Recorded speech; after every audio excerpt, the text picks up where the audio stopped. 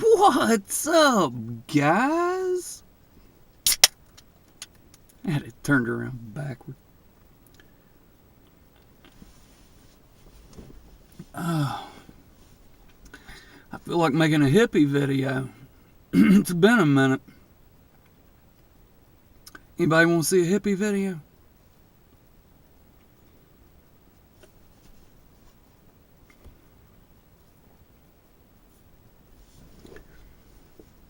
You know who's a badass? Van Morrison. Total badass.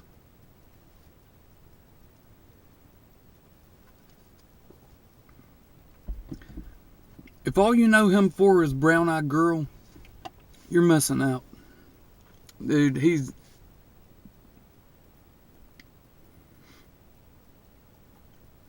Listen, like 1970, 71, somewhere around there. He got pissed off at his record company, his record label. And he wanted out of his contract. And they said, no, Mr. Morrison. You're under contract for 3 more albums. So you're not going anywhere.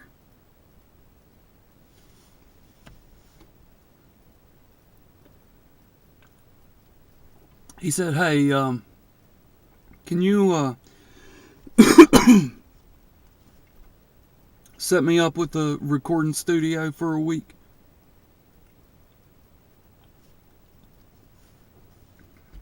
And they said, well, yeah, we're still waiting on that next album. You need it for a week? Will you go in there and get started on our album that we're waiting for? You been holding out on us? Well, the deadline's approaching. You need that studio for a month to give us our album. So in a week, what are you going to do? Record the first 2 or 3 songs? Well, that's a good start. Yeah, we'll give you a week in the studio.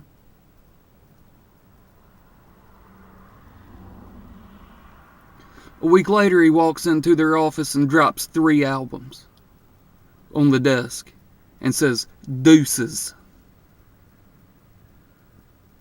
That's a badass. That is as badass gets.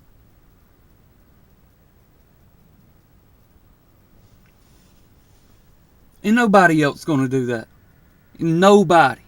Bob Dylan, maybe. Ain't nobody gonna do that. Look how long Prince wrote 18 songs a day. Every day of his life. And was still fighting his record label.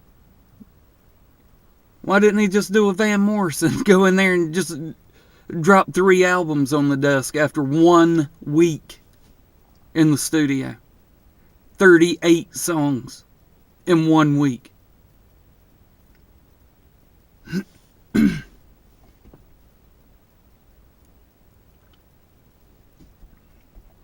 When I was 14,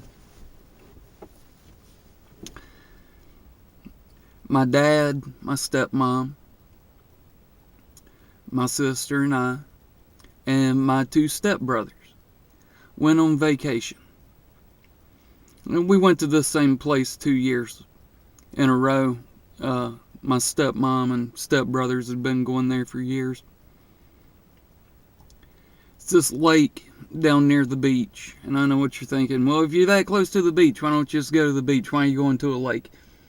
It was a really cool place. Like I said, I was 14. I was about to turn 15. Because, you know, it was probably about this time of year.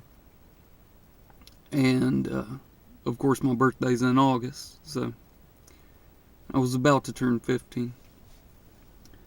And I meet a little girl down there. You know, she had just turned 15. So she was a couple months older than me. So we spend like 3 days just doing nothing but making out the whole time, just for 3 days straight. And it was weird because her dad was a preacher, and he was there the whole time. And I'm like, yo, this is weird. And she's like, he don't care. And sure as shit, he never said anything.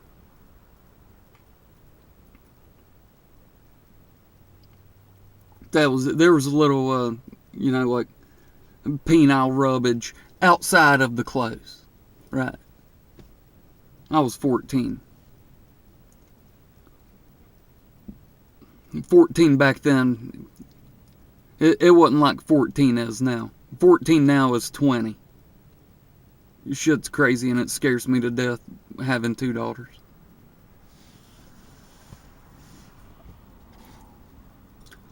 So, end up going back home. She lives in Lexington, which is about an hour and a half from where I live. So it wasn't like I was ever going to get to go visit her. She wasn't going to get to come visit me. So we did this crazy thing. Some of you old heads might know what I'm talking about. We would take paper and a pen, and we would write letters to each other, and then we would put it in an envelope and put a stamp on it and put it in the mailbox. It was the craziest thing.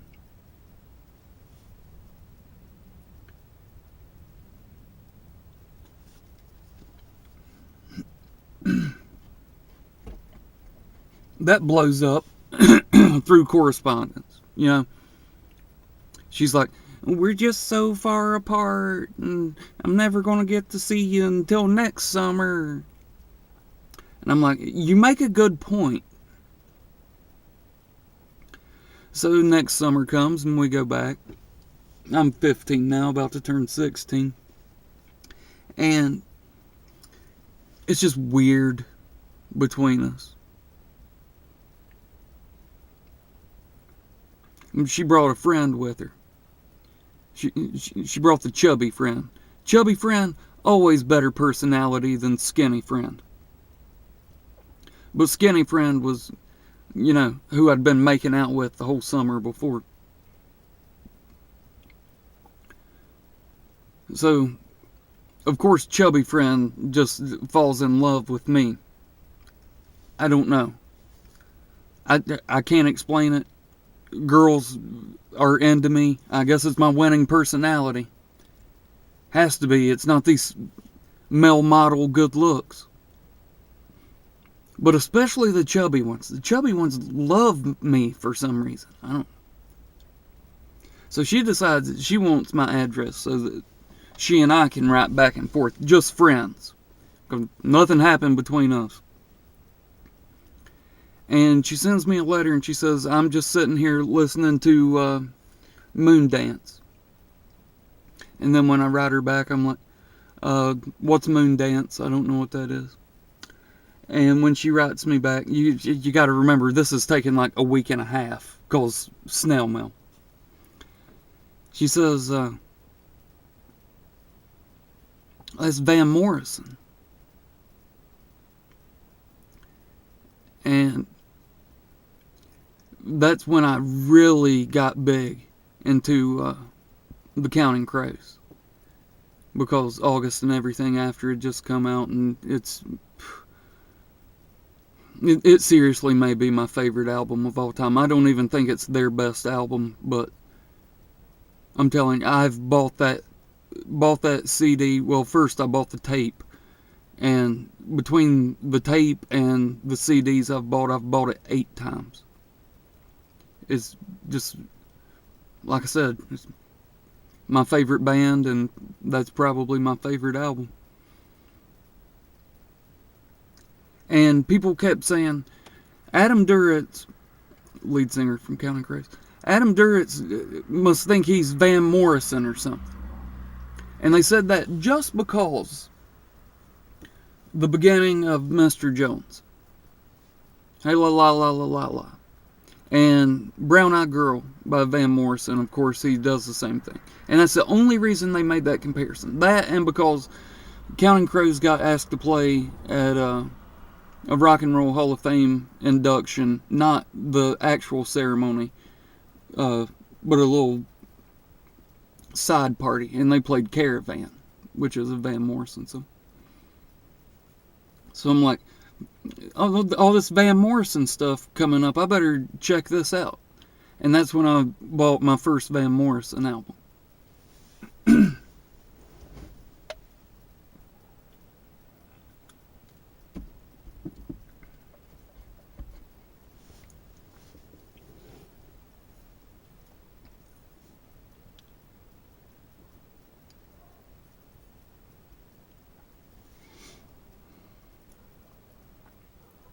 He has a song called And It Stoned Me. And Into the Mystic is probably my favorite Van Morrison song. And It Stoned Me transcends any other song that I've ever heard in my life.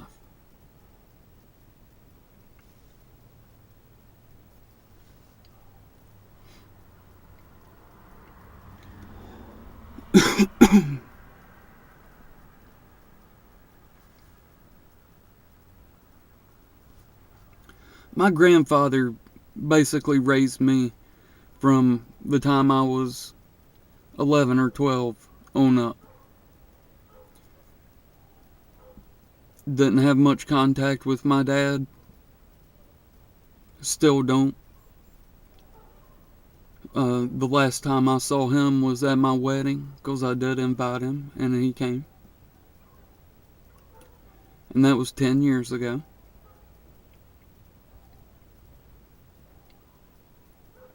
Now, we were living in Nashville, but we came back to North Carolina for our wedding.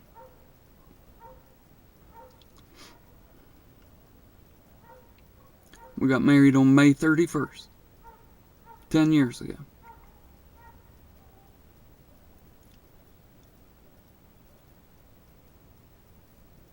My grandpa wasn't able to come.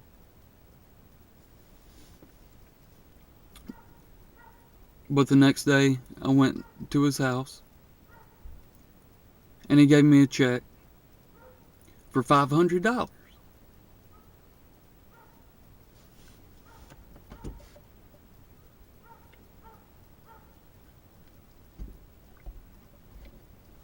Well, I noticed he postmarked it for June 22nd. This was on June 1st. And the date he put on it was June 22nd. And I thought, that is just so weird. So we go back to Nashville.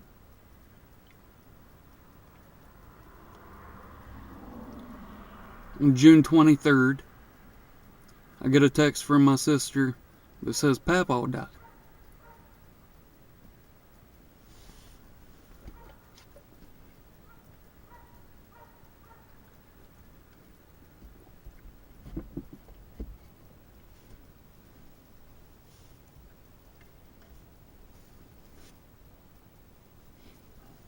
I didn't want to go here.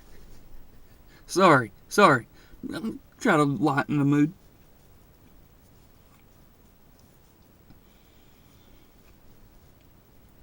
So that $500 is the money we used to come back to North Carolina for his funeral.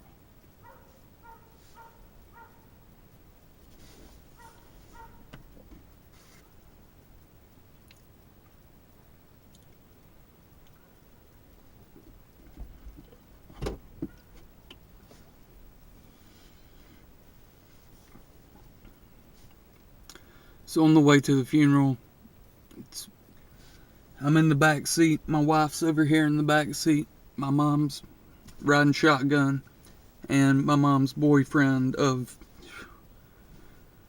forever. You know, he was just the coolest dude ever. He was driving because nobody else was in good enough shape mentally. And on the way there, And It Stoned Me came on the radio.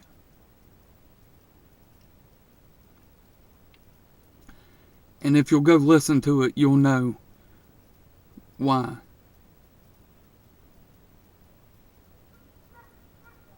that's just crazy. Because the song is about him and his friend going fishing when they were kids. And all the verses are just this mundane stuff. You know, they go fishing and it starts raining. Then they gotta try to catch a ride back home. Old man in a pickup truck picks them up. Get back home, the old guy across the street is like, "Oh, there you are. Come on over here." Gives them both a big glass of water. Mundane stuff.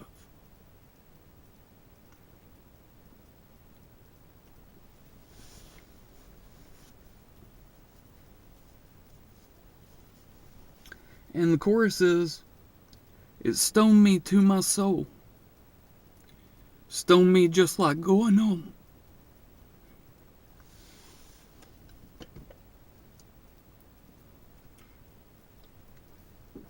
And it's about how all these days, they're all the same. Seconds turn into minutes, minutes turn into hours. Hours turn into days.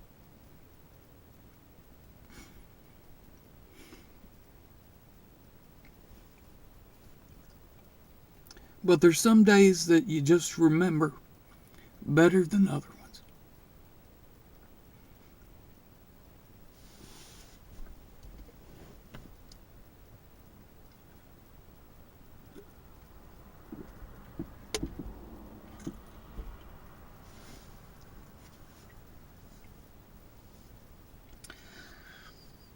So, you know, like when you're married 50 years, that's like the golden anniversary, right? Well, a lot of people don't know this, but every year is something.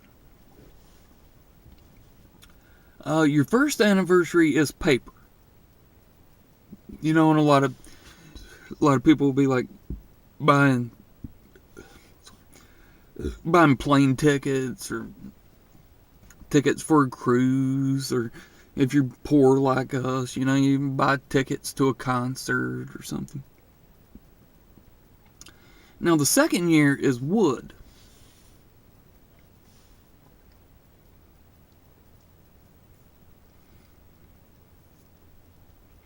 And I want to tell you what my sneaky snake of a wife did for our second anniversary.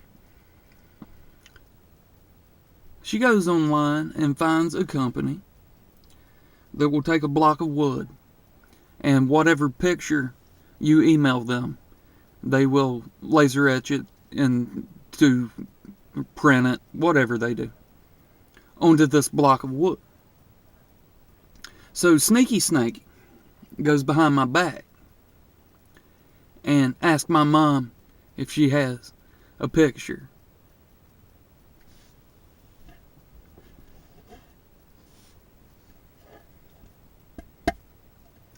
And she got me this.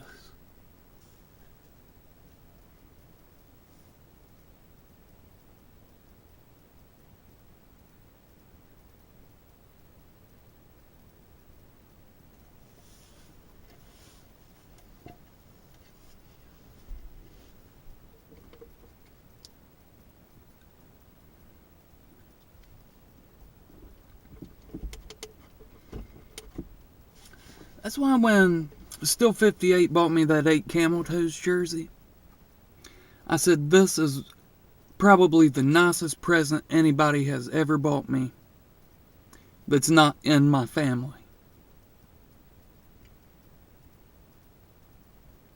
Because you can't top that.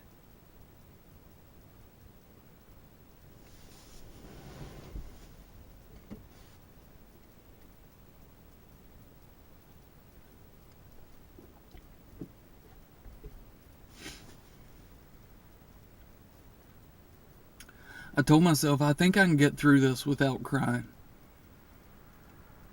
Because I've never cried on camera before. And I didn't want you guys to see me do it. But this is Bob Goes Random.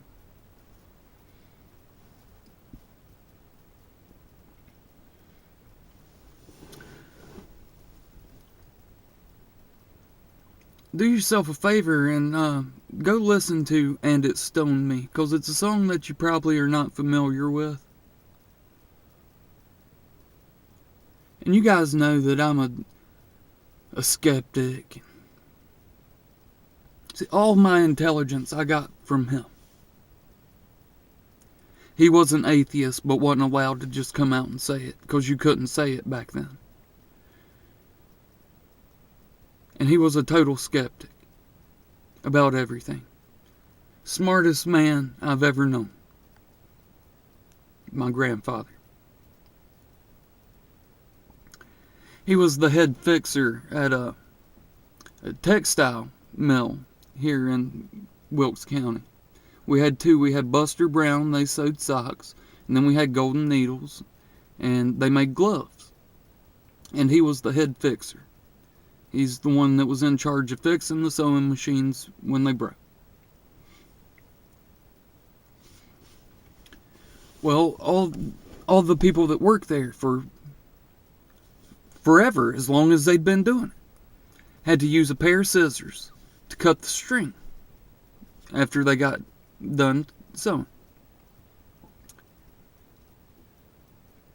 And they all kept getting carpal tunnel. Everybody that worked there. All the sewers, they got carpal tunnel from doing this all day long with the scissors for years and years and years. Well, he developed a little gadget to put on the side of the sewing machine that would cut the string way faster and eliminated the girls that were sewing getting carpal tunnel. He goes to file for a patent.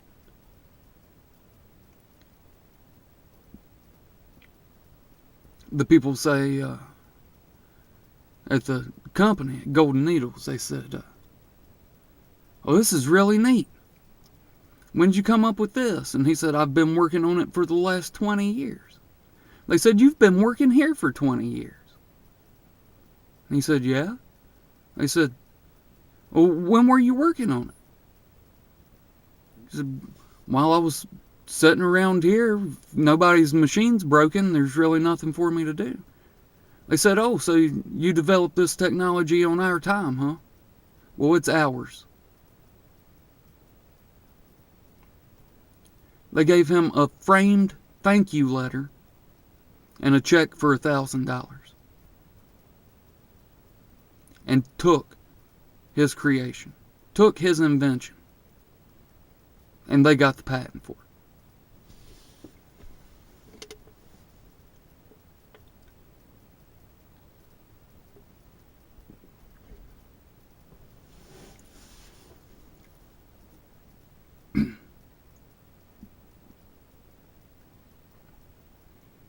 And he hung it up on the wall. Pissed off as a motherfucker. Pissed off that they stole his shit. But he still hung it on the wall. And he didn't cash the check, and he left the check in the picture frame too. Because he said, "Fuck y'all. If that's all it's worth, $1,000, keep it."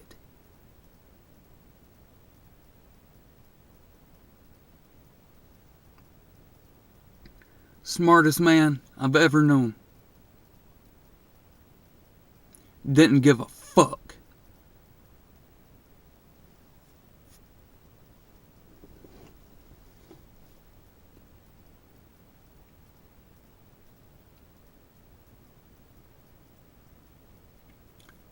I guess that'll do.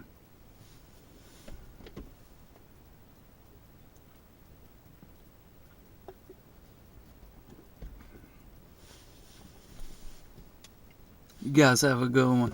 I'll see you next time.